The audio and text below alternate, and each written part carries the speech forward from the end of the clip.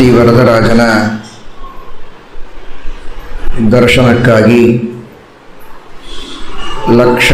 ಲಕ್ಷ ಸಂಖ್ಯೆಯಲ್ಲಿ ಜನರೆಲ್ಲ ಬಂದು ದರ್ಶನವನ್ನು ಪಡೆದು ಧನ್ಯರಾಗಿದ್ದಾರೆ. ತಮ್ಮ ಜನ್ಮಾಂತರಗಳ ಪಾಪಗಳನ್ನು ಕಳೆದುಕೊಂಡಿದ್ದಾರೆ.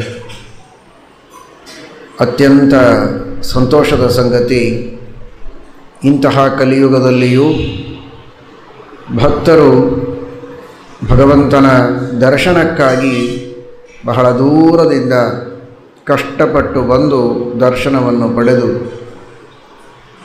ತಮ್ಮ ಜನ್ಮದ ಸಾರ್ಥಕ್ಯವನ್ನು ಅನುಭವಿಸಿದ್ದಾರೆ. ಮೊನ್ನೆಯವರೆಗೆ 17ನೇ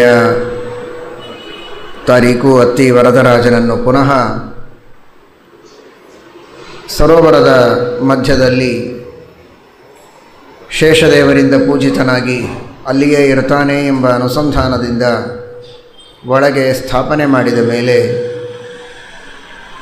ಜನರ ಸಾಗರ ಶಾಂತವಾದದ್ದನ್ನು ನಾವು ಕಾಣುತ್ತೇವೆ. ಉಪವಾಸದಲ್ಲಿ, ಬಿಸಿಲಿನಲ್ಲಿ, ಅನ್ನ ನೀರಿಲ್ಲದೆ ದಿನಗಟ್ಟಲೆ ಕಾಯ್ದು ದರ್ಶನವನ್ನು ಪಡೆದವರು ಭಕ್ತರು. ಈ ಒಂದು ವರದರಾಜನ ದರ್ಶನದ ಪ್ರಸಂಗದಿಂದ ನಾವೆಲ್ಲ ಬಹಳ ಎಚ್ಚರದಿಂದ ತಿಳಿಯಬೇಕಾದದ್ದು, ಹಾಗಾದರೆ ಭಕ್ತ ಸಾಗರಕ್ಕೆ ಒಮ್ಮೆ ಭಗವಂತನ ದರ್ಶನ ತಪ್ಪಿದರೆ ಈಗ ಮತ್ತೆ 40 ವರ್ಷ ಕಾಯಬೇಕಲ್ಲ. 40 ವರ್ಷಗಳ ನಂತರ ನಾವಿರ್ತೇವೋ ಇಲ್ಲವೋ,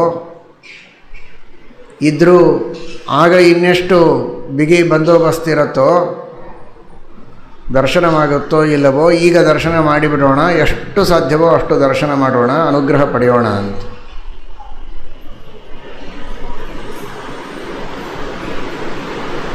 ಆಲೋಚನೆ ಮಾಡಿ ನಾವು ಮೋಕ್ಷ ಸಾಧನೆಯನ್ನು ಮಾಡುವುದಕ್ಕೆ, ಶ್ರೀಮದ್ ಆಚಾರ್ಯರ ಸಚ್ಛಾಸ್ತ್ರಗಳ ಶ್ರವಣ ಮಾಡುವುದಕ್ಕೆ, ಭಗವಂತನ ಗುಣಗಳ ಅನುಸಂಧಾನ ಮಾಡುವುದಕ್ಕೆ ಎಷ್ಟು ಕಷ್ಟಪಟ್ಟು, ಎಷ್ಟು ಅವಸರದಿಂದ ನಾವು ಮುಂದಾಗಬೇಕು ಅಂತ. ಯಾಕೆ ಅಂದರೆ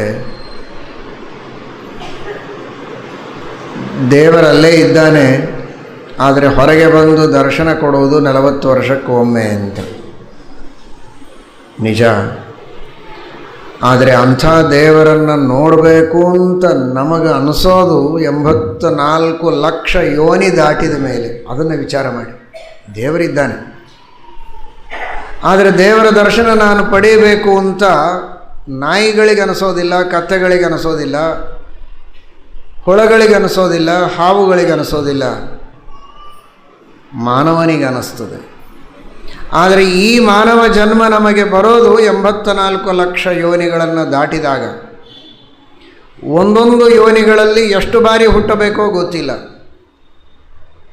ಹಾಗಾದರೆ ಎಷ್ಟೋ ಕೋಟಿ ಜನ್ಮಗಳ ನಂತರ ಮಾನವ ಜನ್ಮ ಬರುತ್ತೆ. ಇದೊಂದೇ ಜನ್ಮದೊಳಗೆ ದೇವರ ದರ್ಶನ ಪಡೆಯೋದು ಸಾಧ್ಯ. ಅಂದರೆ ನಾವು ತಿಳಿಯಬೇಕಾದದ್ದು, ಅತ್ತಿ ವರದರಾಜರು ಮಾತ್ರ ನಮಗೆ ಅಪರೂಪ ಅಲ್ಲ, ನಮ್ಮ ಮನೆಯೊಳಗಿರುವ ಶಾಲಿಗ್ರಾಮವು ಅಷ್ಟೇ ಅಪರೂಪ ಅನ್ನೋದನ್ನು ಮರೆಯಬೇಡಿ. ಅದೇನ್ರಿ ದಿವಸ ದರ್ಶನ ಮಾಡ್ತೀವಿ, ದಿವಸ ದರ್ಶನ ಮಾಡ್ತೀವಿ, ಈ ಜನ್ಮ ಕಳೆದರೆ ಇನ್ನು ಶಾಲಿಗ್ರಾಮ ಕೈಯಲ್ಲಿ ಹಿಡಿದು ಪೂಜೆ ಮಾಡೋ ಭಾಗ್ಯ ಇನ್ನೆಷ್ಟು ಲಕ್ಷ ಜನ್ಮಗಳ ನಂತರವೋ, ಎಷ್ಟು ಸಾವಿರ ಜನ್ಮಗಳ ನಂತರವೋ, ಯಾರ ಕರ್ಮ ಹೇಗಿದೆ ಗೊತ್ತಿಲ್ಲ.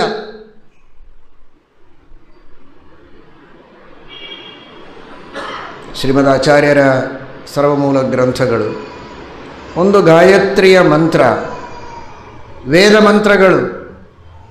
ಗಾಯತ್ರಿಯ ಜಪ ಮಾಡುವಾಗ ಅಷ್ಟು ಅಪರೂಪದ ವಸ್ತು ನಮಗೆ ಸಿಕ್ಕಿದೆ ಅನ್ನೋ ಭಾವನೆ ನಮಗಿರಬೇಕು. ಇವತ್ತು ನಮ್ಮಲ್ಲಿ ಅದಿಲ್ಲ.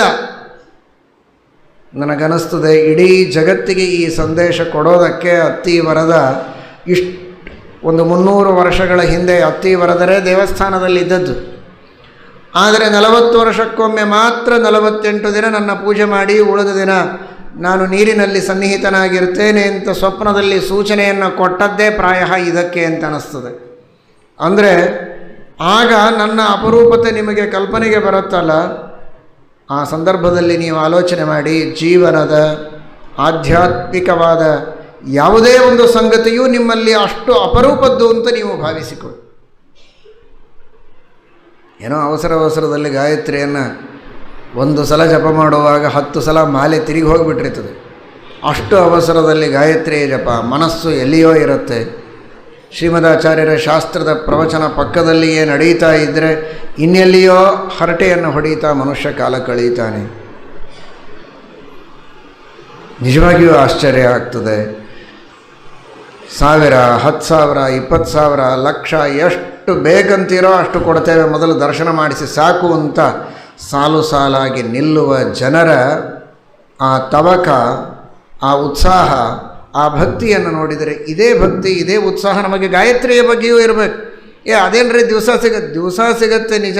ಈ ಜನ್ಮನೇ ಇನ್ನೆಷ್ಟು 1000 ವರ್ಷಗಳಾದ ಮೇಲೆ ನಿನಗೆ ಸಿಗತ್ತೆ ಯಾರಿಗೆ ಗೊತ್ತು? ಯಾವ ಕ್ಷಣಕ್ಕೆ ಈ ಜನ್ಮ ಹೋಗುತ್ತೆ? ಇಲ್ಲಿ 48 ದಿನ ನಿಶ್ಚಿತ ಇತ್ತು, ಇಂತಹ ತಾರೀಕಿನಿಂದ ಇಂತಹ ತಾರೀಕಿನವರೆಗೆ ಅಂತ, ಪ್ರಾಯ 1ರಿಂದ 17ರವರೆಗೆ ಅಂತ. ಇಲ್ಲೇನು ನಿಶ್ಚಿತ ಇದೆ? ದಿನ ಅಲ್ಲ, ಕ್ಷಣವೇ ನಿಶ್ಚಿತ ಇಲ್ಲ. 2ನೇ ಕ್ಷಣಕ್ಕೆ ಮನುಷ್ಯ ಕೊಲ್ಯಾಪ್ಸ್ ಆಗ್ಬೋದು. ಅಷ್ಟು ಅನಿಶ್ಚಿತವಾದಂತಹ ಸ್ಥಿತಿಯಲ್ಲಿ ನಾವಿದ್ದೇವೆ. ಇಂತಹ ಅನಿಶ್ಚಿತ ಪರಿಸ್ಥಿತಿಯೊಳಗಿದ್ದು ಅದೇನು ಧೈರ್ಯ, ಏನು ಸುಖವಾಗಿದ್ದೇವೆ, ಎಲ್ಲ ನಮ್ಮದೇ ಅನ್ನೋ ಹಾಗೆ ನಾವಿದ್ದೇವೆ.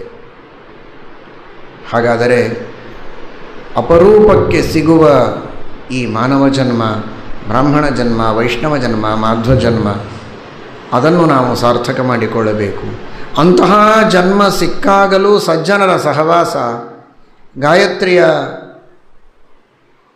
ಅಥವಾ ಇನ್ನಿತರ ಮಂತ್ರಗಳ, ವೇದಗಳ, ಉಪನಿಷತ್ತುಗಳ, ಭಗವದ್ಗೀತೆಯ, ಸರ್ವಮೂಲಾದಿ ಗ್ರಂಥಗಳ ಶ್ರವಣ ಮಾಡುವ ಸೌಭಾಗ್ಯವಂತೂ ಇನ್ನೂ ಅಪರೂಪ. ಶ್ರವಣ ಮಾಡಿದ ಮೇಲೂ ಭಕ್ತಿಯಿಂದ ಶ್ರವಣ ಮಾಡುವ, ಅದನ್ನು ಅಹಂಕಾರಕ್ಕೆ ಉಪಯೋಗಿಸಿದಂತೆ ಮೋಕ್ಷ ಸಾಧನೆಗೆ ಬಳಸಿಕೊಳ್ಳುವ ಯೋಗ ಸಿಗೋದಂತೂ ಬಹಳ ಅಪರೂಪದ್ದು. ಸಿಕ್ಕಾಗ ಒಂದೊಂದು ಕ್ಷಣವನ್ನು ನಾವು ಸಾರ್ಥಕ ಮಾಡಿಕೊಳ್ಳಬೇಕು.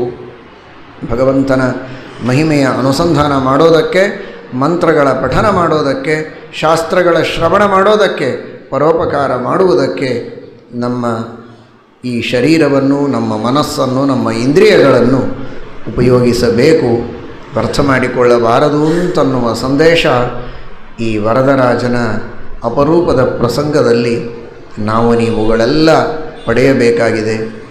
ವರದರಾಜ ನಮ್ಮೆಲ್ಲರ ಹೃದಯದಲ್ಲಿಯೇ ಇದ್ದಾನೆ. ವರಪ್ರದನಾಗಿ ಭಗವಂತ ಯಾವಾಗಲೂ ನಮ್ಮ ಹೃದಯದಲ್ಲಿದ್ದಾನೆ. ನಾವು ಬೇಡಿದ ವರಗಳನ್ನು ಕೊಡುವುದಕ್ಕೆ ಸಿದ್ಧ, ಆದರೆ ಅವನ ಕಡೆಗೆ ನೋಡುವುದಕ್ಕೆ ನಾವು ಸಿದ್ಧರಾಗಬೇಕು. ಭಗವಂತ ನಮಗೆ ಅನುಗ್ರಹವನ್ನು ಮಾಡುತ್ತಾನೆ. ಬಂದ ಎಲ್ಲ ಸಜ್ಜನರು ನಿತ್ಯದಲ್ಲಿ ಗಾಯತ್ರಿಯ ಜಪವನ್ನು, ತ್ರಿಕಾಲ ಸಂಧ್ಯಾವಂದನವನ್ನು ತಪ್ಪದೇ ಮಾಡಿ, ದೇವರ ನಾಮಗಳನ್ನು ಹೇಳಿ, ನಾಮಸ್ಮರಣೆಯನ್ನು ಮಾಡಿ, ಭಗವಂತನ ಗುಣಗಳನ್ನು ಚಿಂತನ ಮಾಡಿ ಜನ್ಮವನ್ನು ಸಾರ್ಥಕ ಮಾಡಿಕೊಳ್ಳಿ. ವರದೇಶ ವರಪ್ರದ ಭಗವಂತ ಹೃದಯದಲ್ಲಿಯೇ ಇದ್ದು ನಿಮ್ಮೆಲ್ಲರಿಗೂ ವರವನ್ನು ನೀಡುತ್ತಾನೆ. ಶ್ರೀಕೃಷ್ಣ ಅರ್ಪಣಮಸ್ತು.